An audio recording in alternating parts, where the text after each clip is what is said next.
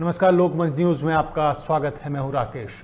पंजाब की रोपड़ जेल में बंद यूपी के बाहुबली विधायक मुख्तार अंसारी को उत्तर प्रदेश लाने की तैयारी हो रही है, जिसके लिए यूपी की बांदा पुलिस पंजाब के रोपड़ जेल के लिए रवाना भी हो गई है और गैंगस्टर माफिया बाहुबली मुख्तार अंसारी को योगी आदित्यनाथ के उत्तर प्रदेश में लाने की तैयारी तेज हो गई है। वैसे 2017 के बाद से ही यूपी में माफियाओं की शामत आई हुई है। सीएम योगी ने एक चुनावी सभा में यहां तक कह दिया कि यूपी में माफिया के लिए दो ही जगह है, या तो जेल या दूसरे लोग, यानी कि हम लोग। ऐसे में अब मुख्तार अंसारी को भी डर के साए में जीना पड़ रहा है। तभी तो यूपी आने के नाम पर मुख्तार पंजाब की अदालत में कभी खराब तबीयत का हवाला देता है तो कभी जज के सामने गिड़गिड़ाता है। लेकिन पंजाब सरकार ने ही मुख्तार से अब तौबा कर लिया है। पंजाब सरकार ने यूपी सरकार को पत्र लिखकर कहा है कि मुख्तार को 8 अप्रैल से पहले यूपी ले जाए। पहले ये तारीख 12 अप्रैल निर्धारित थी, कोर्ट की तारीख के मुताबिक ये तय हुई थी। लेकिन अब यूपी पुलिस भी मुख्तार को उसके पुराने ठिकाने पर लाने के लिए निकल चुकी है। उत्तर प्रदेश पुलिस मुख्तार को बांदा जेल में शिफ्ट करने के लिए एम्बुलेंस और वज्र वाहन समेत करीब 20 गाड़ियों के काफिले को लेकर पंजाब रवाना हुई है और इस यात्रा की लगभग 900 किलोमीटर की दूरी है। मतलब अगर मुख्तार को पंजाब से उत्तर प्रदेश लाया जाता है तो तकरीबन 900 किलोमीटर सड़क की यात्रा होगी। ये अलग बात है कि उसकी पत्नी ने सुरक्षा के मद्देनजर मुख्तार को हवाई मार्ग से उत्तर प्रदेश लाने की गुजारिश की है। वहीं मुख्तार को उत्तर प्रदेश लाने से पहले उसके प्राइवेट एम्बुलेंस भी पुलिस के हत्थे लग गई है। ये एम्बुलेंस रोपड़ के पास एक ढाबे पर लावारिस हालत में मिली है। कहा यह जा रहा था कि उत्तर प्रदेश के नंबर प्लेट की जो एम्बुलेंस है वो बुलेट प्रूफ है, लेकिन अभी तक इसका कोई प्रूफ नहीं मिला है, कोई सबूत नहीं मिला है, ना ही पुलिस ने अभी तक कोई खुलासा किया है।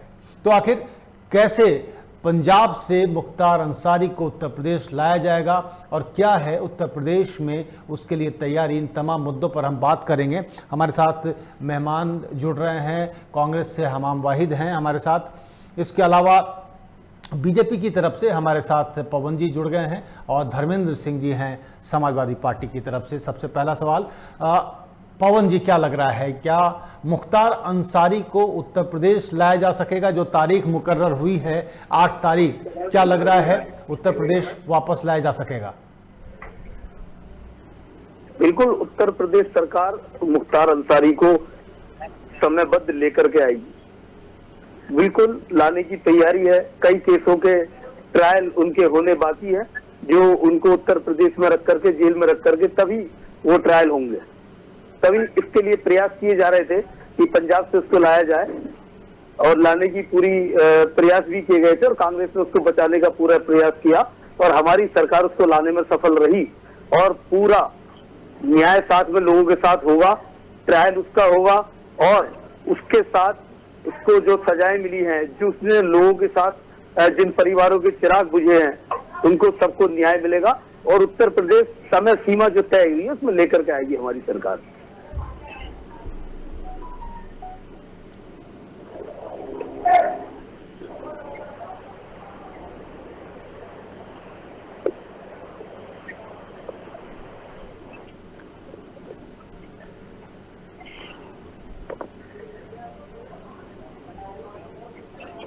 पवन जी, आपको क्या लग रहा है, जो तैयारियां हैं उत्तर प्रदेश सरकार की, मुख्तार अंसारी आप मान रहे हैं कि गैंगस्टर है, माफिया है, नोटोरियस है और उस पर बहुत सारे मामले उत्तर प्रदेश में दर्ज हैं, क्या लग रहा है आने से कोई कानून व्यवस्था की स्थिति तो नहीं खराब हो जाएगी? कानून व्यवस्था की स्थिति खराब कैसे होती है ये तो उत्तर प्रदेश के अपराधी भूल गए। ये योगी का लॉ एंड ऑर्डर आप अच्छी तरीके से जानते हैं कि हमारे प्रदेश में, हमारी योगी सरकार में कोई भी कानून व्यवस्था बिगाड़ने की जरूरत नहीं कर सकता, क्योंकि अभी तक आपने देखा होगा कि 2017 के बाद कितने मामलों में किसी भी माफिया को, गुंडे को, किसी भी सरगना को माफ नहीं किया गया और कानूनी कार्रवाई के साथ की गई। और मेरे को पूर्ण विश्वास है कि हमारे लॉ एंड ऑर्डर योगी सरकार में ऐसा है कि कोई कानूनी व्यवस्था बिगड़ने की मेरे को नहीं लगता कोई आशा है हमारे प्रदेश में। चलिए, कानून ऐसे व्यवस्था ही बिगड़ने की उम्मीद नहीं है। बीजेपी सरकार, योगी सरकार ने शिकंजा सख्त कस दिया सरकार है है। हमारी, लेकिन सख्त सरकार। पवन जी, जी पंजाब में जो बुलेट प्रूफ कह रहे हैं एम्बुलेंस मिली, वो किसके नाम पर थी? क्या कुछ बता पाएंगे? वो इसमें क्या बीजेपी के किसी नेता का या कार्यकर्ता का हाथ है क्या? नहीं, अभी उसकी ज्यादा जानकारी जो आप सुन रहे हैं, जैसा कि आप बोल रहे हैं कि जी। वो बुलेट प्रूफ थी या यूपी के रजिस्ट्रेशन पर थी, तो मैंने एक जगह पढ़ा भी था कि इसकी फाइल भी गायब है। तो अभी मेरे ये कहना भी उचित नहीं हुआ कि इसमें क्या था, किसका हाथ हो सकता है। नहीं, ये क्योंकि जांच क्योंकि आपके जो पता विपक्षी लगेगा। पार्टी है उनका कहना है कि मुख्तार अंसारी के बारे में सरकार कुछ भी कहे, मदद उनको बीजेपी भी कर रही है। ये तो विपक्षियों को समझना चाहिए। हमारे कांग्रेस के विपक्षी भाई भी बैठे हैं, समाजवादी के भी बैठे हैं, सबको प्रमाण है, सबको पता है कि उसको जो है संरक्षण किसका मिला हुआ है। हमें अगर संरक्षण देना होता तो इतने प्रयास करके पंजाब से ना लाते। उनके ट्रायल रुके हुए हैं। ट्रायल केस जब ही चलते हैं जब अपराधी उस जेल में होना चाहिए, उस प्रदेश में होना चाहिए। तो हमारी कोई मंशा, आरोप निराधार हैं, इनके आरोप तो उनको लगाने हैं। कोई सरकार अच्छा काम करे तो हमाम भाई जी, क्या लग रहा है, निराधार आरोप लगाकर आप इमेज खराब करने की कोशिश कर रहे हैं, जबकि आरोप कांग्रेस पार्टी पर है कि वो मुख्तार अंसारी को लगातार बचाती रही है? आरोप लगाने का काम भारतीय जनता पार्टी का है राकेश जी।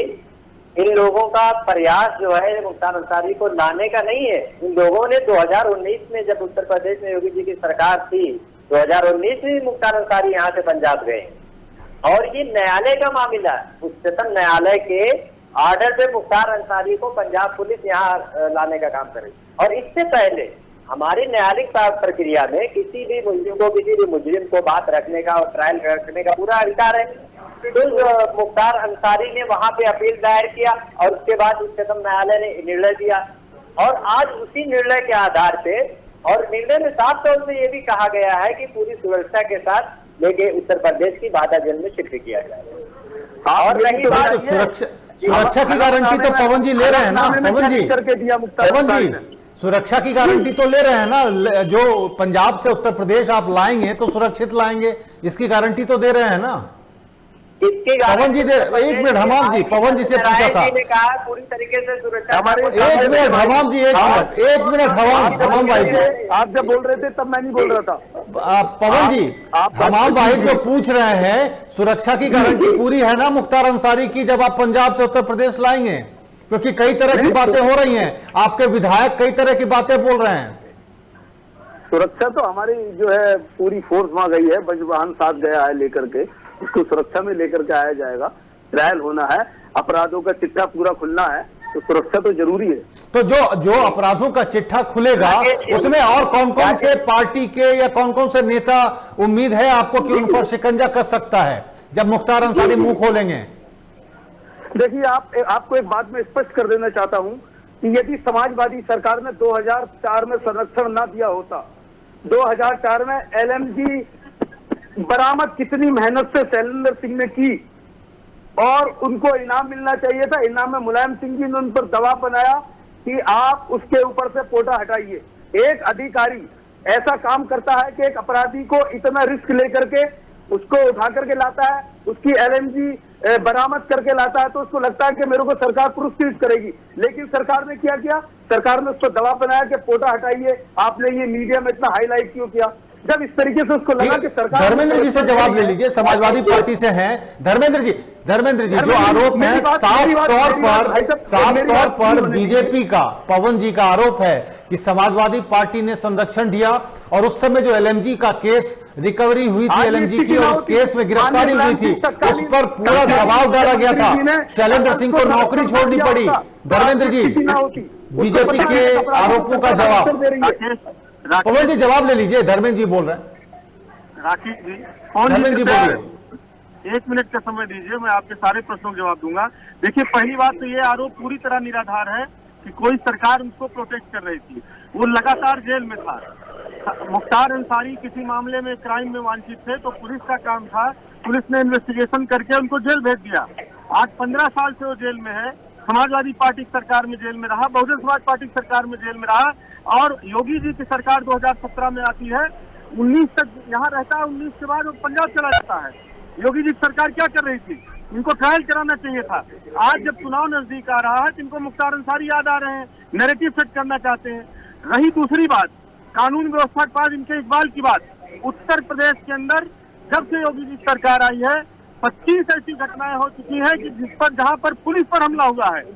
तो इंस्पेक्टर सुबोध सिंह की हत्या हुई, आगरा में इंस्पेक्टर की हत्या हुई, हाथरस में पुलिस पर हमला हुआ। कितनी घटनाएं आपको बताऊं, संत कबीर नगर में पुलिस पर हमला हुआ। पुलिस तो आप जिसकी बात कर रहे हैं धर्मेंद्र जी, आप जिस उदाहरण के साथ बैठे हैं उसका मुख्तार अंसारी से क्या लेना देना है? जवाब ये आप सवाल तो ये पूछा गया कि समाजवादी पार्टी ने संरक्षण दिया उस समय, उस पर जवाब दीजिए।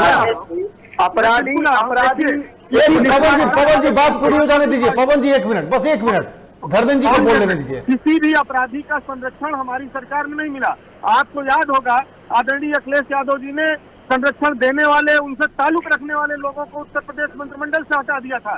एक बार जब इनकी पार्टी शामिल हो रही थी इनके भाई सांसद के नेतृत्व में, और उस समय इनका नाम तब भी नहीं था। इनके भाई नेता हैं, एमपी हैं, जनता ने चुना है, लेकिन उसके बाद भी आदरणीय अखिलेश यादव जी ने छवि को देखते हुए इनको लेने से मना कर दिया था। अतीक अहमद की बात हो, उनको मना कर दिया था। डीपी यादव की बात हो, तो कहीं भी समाजवादी पार्टी आदरणीय अखिलेश यादव जी ने किसी भी अपराधी के साथ कोई भी समझौता करने का कार्य नहीं किया। दूसरी बात, इनको ट्रायल करना चाहिए था। ट्रायल कहीं भी रहता कोई अपराधी, आज टेक्नोलॉजी इतना आगे है, आप उनका वीडियो कॉन्फ्रेंसिंग के माध्यम से पेशी करा करके मुकदमा का निस्तारण करना चाहिए।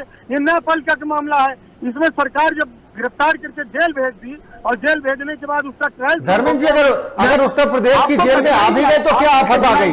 अगर पंजाब से उत्तर प्रदेश में भी आई यूपी पुलिस तो गड़बड़ क्या है इसमें? आपकी पीड़ा स्पष्ट दिखाई दे रही है कि आपको कठिनाई, आपको तकलीफ हो रही है उससे यूपी। बिल्कुल तकलीफ नहीं। आप जो किसी एक मुख्तार अंसारी के बहाने उत्तर प्रदेश के 4 करोड़ मुसलमानों को में दहशत दिलाना चाहते हैं, उनमें डर पैदा करना चाहते हैं, इस आधार पर ध्रुवीकरण कराना चाहते हैं, इससे दिक्कत है। आप यही बात करते हैं, केवल मुद्दा यही है कि आप तुष्टीकरण की राजनीति को हर चीज में लेकर। एक मिनट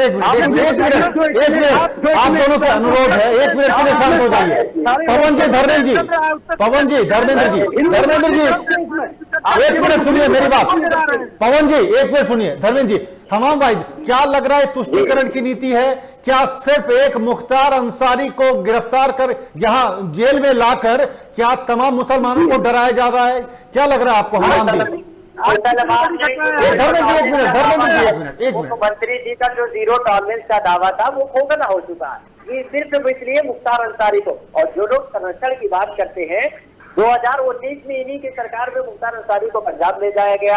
और अभी जो अरे हमाम जी सवाल ये है कि क्या सिर्फ एक मुख्तार अंसारी को उत्तर प्रदेश की जेल में लाकर तमाम मुसलमानों को यह बताया जा रहा है कि वो अपनी हैसियत में रहें? मैं ये सवाल पूछ रहा हूं आपसे। हमारे कांग्रेस के भाई समझ लें, हमाम भाई का जवाब ले दीजिए। धर्मेंद्र जी 1 मिनट, हमाम भाई का जवाब कंप्लीट हो जाएगा फिर मैं आपके पास। पवन जी आपके पास भी आ रहा है। पूरी तरीके से फेल हो चुका है।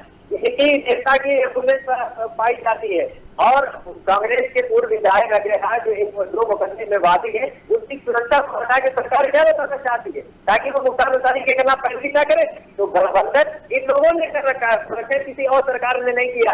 और अगर मुख्तार अंसारी के आने से चट्टा खुलेगा और जिनके साथ अन्याय हुआ है उनको इंसाफ होगा, तो इसका भी स्वागत करते हैं। और साथ साथ उत्तर प्रदेश की जनता को इंतजार है।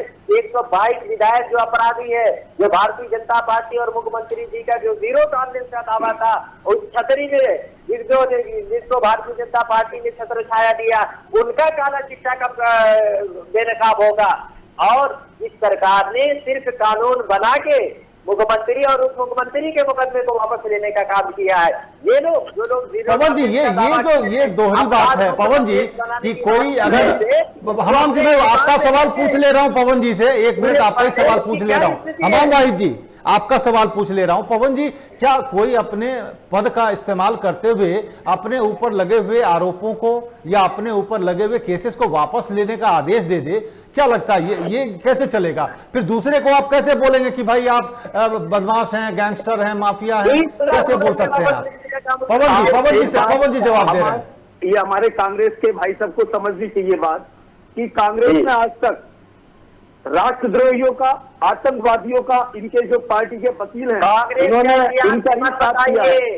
महोदय हमाम जी बीच में मत बोलिए, हमाम जी बीच में मत बोलिए, 1 मिनट, ये बताइए, 1 मिनट, हमाम जी बीच में नहीं, बीच में नहीं। आपने केवल उग्रवादियों का, आतंकवादियों के लिए उनकी पैरवी की है। जो देश के टुकड़े टुकड़े की बात करता है उसमें राहुल गांधी कूद करके चले जाते।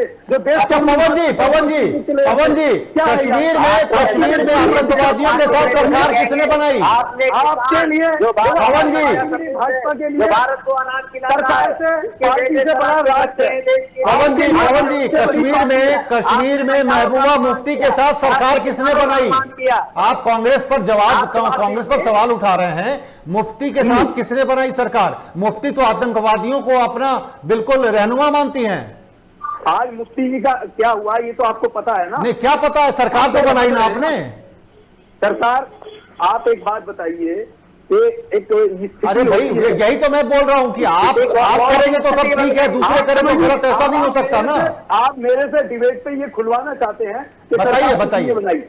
आप ये बताइए कि कांग्रेस ने करके रखा था, वहां किस तरीके का शासन वहां चल रहा था, हमें सब समझना था। समझने के बाद फिर भी ऐसा होता है कि अगर हमारी विचारधारा के साथ वो सरकार चलती, हमने सरकार बनाई, ठीक है, उन्होंने आश्वासन दिया था, हमारे शीर्ष नेतृत्व को लगा कि वो हमारी विचारधारा, मतलब कांग्रेस ने जो वहां कर रखा था उसको सुधारने का। सुनिए तो सही पवन जी, 1 मिनट, पवन जी एक सवाल सुन लीजिए। पवन जी, कांग्रेस ने अगर कश्मीर में सब कुछ बेड़ा गर्क कर रखा था तो उसको सुधारने का तरीका यही था कि आप आतंकवादियों को समर्थन देने वाले के साथ मिलकर सरकार बना लें। सरकार समर्थन दे रहे थे ना, जब वो दे रहे थे तब की बात थी, जब सरकार हमने मिलकर के बनाई। आप सुनिए बात, मेरी बात पूरी होने दीजिए। अगर हमारी सरकार के रहते हुए उन्होंने समर्थन दिया होता और रहते हुए जो उन्होंने गलत, मेरा ये कहने का मकसद था, मेरे कहने का मतलब ये था कि इस मुद्दे पर आप दोनों एक दूसरे पर कीचड़ नहीं उछाल सकते, क्योंकि दोनों के जो दामन है उस पे दाग हैं। धर्मेंद्र जी क्या लग रहा है इस मुद्दे पर? अगर सिर्फ मुख्तार की बात करें, पवन जी एक जवाब ले लेता हूं। समाजवादी पार्टी पर आरोप है, समझना पड़ेगा, समाजवादी पार्टी पर आरोप है, जवाब तो लेना बनता है ना। एक अंतर आपको कांग्रेस में और भाजपा में समझना पड़ेगा कि भाजपा के लिए इनके पास राष्ट्र सर्वोपरि है और कांग्रेस के लिए कांग्रेस सर्वोपरि है।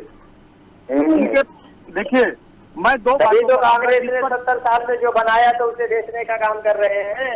यही राष्ट्रवाद है। 70 साल में बनाया क्या? राष्ट्रवाद है। 70 साल में किया क्या आपने? अरे महोदय, अभी 2014 के बाद ही तो हुआ है पवन जी। आपने लोगों के 70 साल में कुछ नहीं हुआ, 2014 के बाद हुआ। धर्मेंद्र जी से एक जवाब ले लेते हैं। धर्मेंद्र जी, पूरे तरीके से मुख्तार अंसारी के आने का इंतजार सरकार को है और पूरे तरीके से अगर मामले को खोला जाएगा तो समाजवादी पार्टी उसमें बुरी तरीके से लिपटेगी, उसमें फंसेगी। इस बात को आप जान लीजिए। शैलेंद्र सिंह तैयार है गवाही देने के लिए, शैलेंद्र सिंह को तैयार कर लिया गया है। राकेश, इसीलिए इन्होंने कांग्रेस से शामिल करके उसको पंजाब भेजा था। पवन जी सुनने का मादा रखिए, मैं दोनों विषय पर जवाब दे रहा हूँ, मुख्तार के भी विषय पर भी, आपकी नीयत पर भी, और जो आप समझौता करके लोगों को पवित्र कर रहे हैं उस पर भी। मुख्तार की जहां तक बात है, अभी पिछले दिनों आपको राकेश जी मालूम होगा किस तरह से एक माफिया जेल चला जाता है, 25,000 का उस पर इनाम है, लखनऊ राजधानी में हुई हत्या में, और छूट करके चला जाता है। ये जानबूझ करके उसका वारंट भी नहीं लेते, संतुष्टिकरण इसको कहते हैं। और उसके घर पर कल पुलिस जाती है, कहती साहब से मिला दीजिए। ये इनकी नीति है। एक अपराधी तो वांछित है, पूर्वांचल का बड़ा माफिया है, उसको प्रोटेक्ट कर रहे हैं, उसको गनर दे रखे हैं, उसको घुमा रहे हैं, जेल से छूट जा रहा है। उसके बारे में तो आप क्या चाहते हैं, सबको छोड़ दिया जाए? धर्मेंद्र जी, सबको छोड़ दिया जाए? अंसारी को छोड़ दिया जाए, वो अंसारी को छुड़वाना चाहते हैं। आप इनसे मुद्दा ये है, देखिए धर्मेंद्र जी, मामला जो पेचीदा है, मामला ये है कि मुख्तार अंसारी को लाने का मकसद भी ये है कि समाजवादी पार्टी कहीं ना कहीं घिरेगी। शैलेंद्र सिंह जो डिप्टी एसपी थे उनको तैयार करके रखा गया धर्मेंद्र जी गवाही देने के लिए। समाजवादी पार्टी का कोई रोल नहीं है। माननीय एक विधायक की हत्या हुई थी, पुलिस ने अपना काम किया, सीबीआई ने इंक्वायरी किया और उसको जेल भेजा। जो टोटल है आप जवाब दीजिए धर्मेंद्र जी। माननीय मुलायम सिंह जी तत्कालीन मुख्यमंत्री ने उस अधिकारी से, शैलेंद्र सिंह से दबाव क्यों बनाया कि आप फोटो हटाइए? आपने मीडिया में क्यों किया? बताइए। आप दे के गए, उनको किसी ने हटाया नहीं। इस्तीफा किसका दिया करके गए? समाजवादी सरकार में माननीय मुख्यमंत्री जी के आदेशों पे उसको प्रसारित किया गया और चतुर्थ श्रेणी के और इसी के बाद चतुर्थ श्रेणी के चतुर्थ श्रेणी के आपने कर्मचारी से उसको मुकदमा दर्ज करवाया। जानते नहीं है आप, उनकी डायरी मंगवा लीजिए, उसमें डिप्टी एसपी से उन्होंने लिखा है क्या उनके पास मुख्यमंत्री ने फोन किया? आप पूरा सुनिए ना, आप सुनने का मादा रखिए ना धर्मेंद्र जी भाई साहब। धर्मेंद्र जी आप समझते क्यों नहीं है? आप सब कुछ देख करके आंखें मीच रहे हैं, ये बात ठीक नहीं है। अगर उसको मालूम है अगर 2004 में उस अपराधी को संरक्षण ना चलिए एक मिनट पवन जी एक मिनट, जब धर्मेंद्र जी से एक सवाल और मैं ले लूं। धर्मेंद्र जी देखिए, पूरे मसले पर आप कह सकते हैं कि बीजेपी राजनीति कर रही है, मुख्तार अंसारी को पंजाब से यहां लाया जा रहा है और ये राजनीति का हिस्सा है, आप जो भी कह लें, लेकिन क्या आपको नहीं लगता कि मुख्तार अंसारी का जब ट्रायल शुरू होगा और उस मामले में जब शैलेंद्र सिंह जैसे डिप्टी एसपी की गवाही होगी, पूर्व डीजीपी भी बोल चुके, ब्रिजलाल ने भी आरोप लगाए हैं उस समय की सरकार पर, तो इसका जवाब क्या देंगे आप बीजेपी पर तो सवाल उठा सकते हैं, लेकिन आपके पास क्या जवाब होगा धर्मेंद्र जी? देखिए, ट्रायल जिसकी हत्या हुई, क्राइम हुई, उसका ट्रायल होगा, इसका ट्रायल नहीं होता है। वो ट्रायल कराएं, उसमें कोई दिक्कत नहीं। अगर कोई दोषी होगा तो हम लोग देखेंगे, इसमें कोई मतलब सही बात का ट्रायल नहीं होता, सही बात नहीं कही है। कौन सुनिए, एक बात ये बताइए कि आप एक तरफ देखिए, मेरा जो आपत्ति, हमारा आपत्ति का कारण केवल है कि आप पहचान करके, आप जात देख करके, आप धर्म देख करके अपराधियों बदमाशों पर कार्रवाई कर रहे हैं, क्यों सब पर बराबर कार्रवाई नहीं हो रही? ये आपका आरोप गलत है। आप नाम लीजिए, अभी आप देखिए हमारी सरकार अपराधियों को भी समान रूप से दंड दे रही है। और नाम लेकर के बताओ, अभी 25,000 का इनाम पूर्वांचल के एक पूर्व सांसद पर हुआ था और इलाहाबाद जेल में जाता है, दूसरे मुकदमे में जेल रह करके छूट के चला जाता है। आप वारंट भी तक नहीं पहुंचा पाए, इसलिए कि वो आपको सूट करता है, आपका समर्थित अपराधी माफिया है। अब मैं भी नाम लेके कहूँ, मैं भी नाम लेके कहूँ? हाँ बिल्कुल कहिए, जो बताना है आप। आपके माननीय सांसद, आपके माननीय सांसद, आप कांग्रेस पर पुरानी आपके माननीय सांसद आजम खां किन किन अपराधों में जेल में बंद हैं? आपकी सरकार से विधायक, कद्दावर नेता, कैबिनेट मंत्री, बताइए आप किन किन अपराधों में बंद हैं? नहीं, वो बंद भी नहीं है। अच्छा ठीक है, एक मिनट धर्मेंद्र जी, एक मिनट पवन जी से सवाल।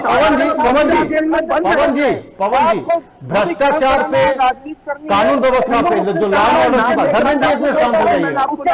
धर्मेंद्र जी एक मिनट शांत हो जाइएगा।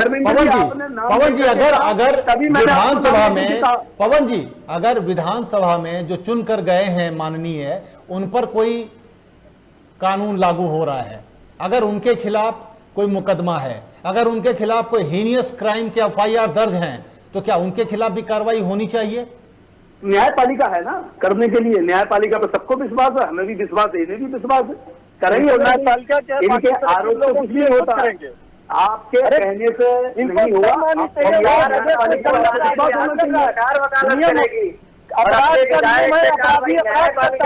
पुलिस इन्वेस्टिगेशन करती है, चार्जशीट लगाती है, न्यायपालिका ट्रायल करके सजा देता है। आज उत्तर प्रदेश के अंदर कबीले का राज आ गया है, खुद ही कहेंगे अपराधी है, खुद ही उसका आपकी सरकार में इन्वेस्टर नहीं आए थे उत्तर प्रदेश में, ये पूरा देश जानता है। अच्छा पवन जी एक बात बताइए, पवन जी जो शैलेंद्र सिंह डिप्टी एसपी, एक मिनट पवन जी सुनिए, पवन जी एक मिनट, जो डिप्टी एसपी शैलेंद्र सिंह की आप बात कर रहे थे, डिप्टी एसपी पर जो मामले लगे थे, क्या उसकी जांच करके फिर उसको केस हटाया गया है? पवन जी, शैलेंद्र सिंह पर से जो चार्जेस हटाए गए, पूरी तहकीकात के बाद हटाए गए हैं, कोर्ट के आदेश से हटाए गए हैं या आपके आदेश से हटाए गए हैं? पवन जी ये बता दें, हमारे आदेश क्या तहकीकात हुई है, सबको पता क्या हो, तो वो उसमें बरी कर दिए गए, अदालत से, कोर्ट से बरी कर दिए गए हैं, या ये इंक्वायरी है, डिपार्टमेंटल इंक्वायरी में उनको पाक साफ किया गया है? इनको ये भी नहीं मालूम क्या मुकदमा शैलेंद्र सिंह पर दर्ज है।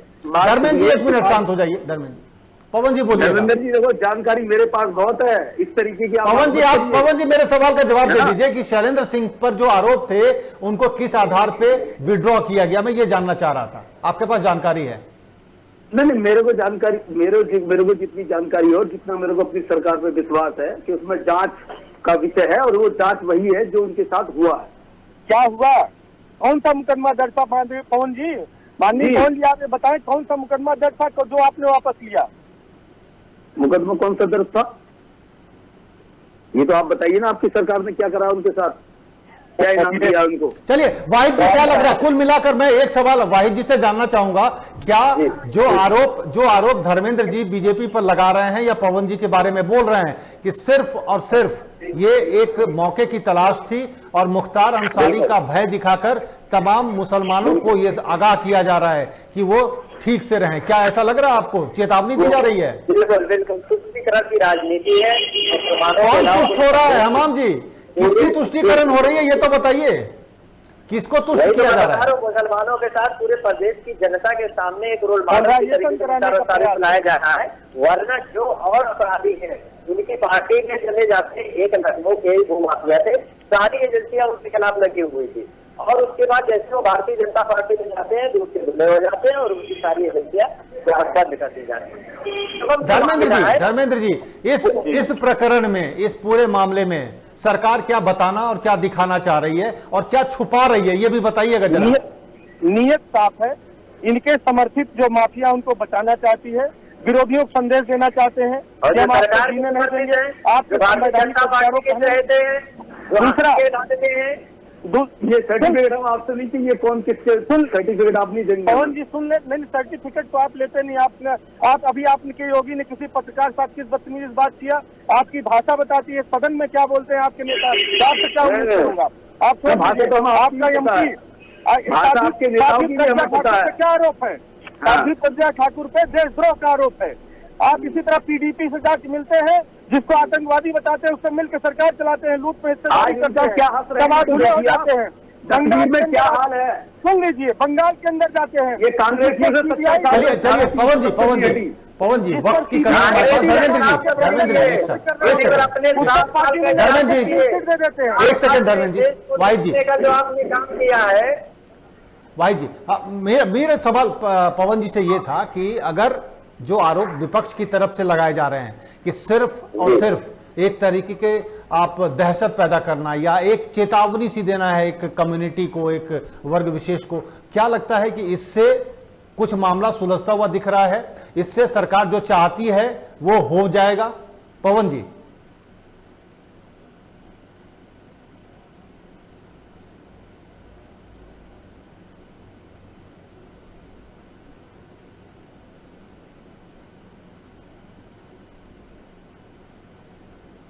चलिए ठीक है, वाहिद जी बहुत बहुत शुक्रिया, तमाम मेहमानों का, तीनों मेहमानों का बहुत बहुत शुक्रिया, धर्मेंद्र जी, पवन जी, हमाम जी, बहुत बहुत शुक्रिया आप लोगों का वक्त निकाला हमारे साथ जुड़ने के लिए। तो इस बुलेटिन में फिलहाल इतना ही, वक्त है ब्रेक का, ब्रेक के बाद भी खबरों का सिलसिला जारी रहेगा, बने रहिए हमारे साथ।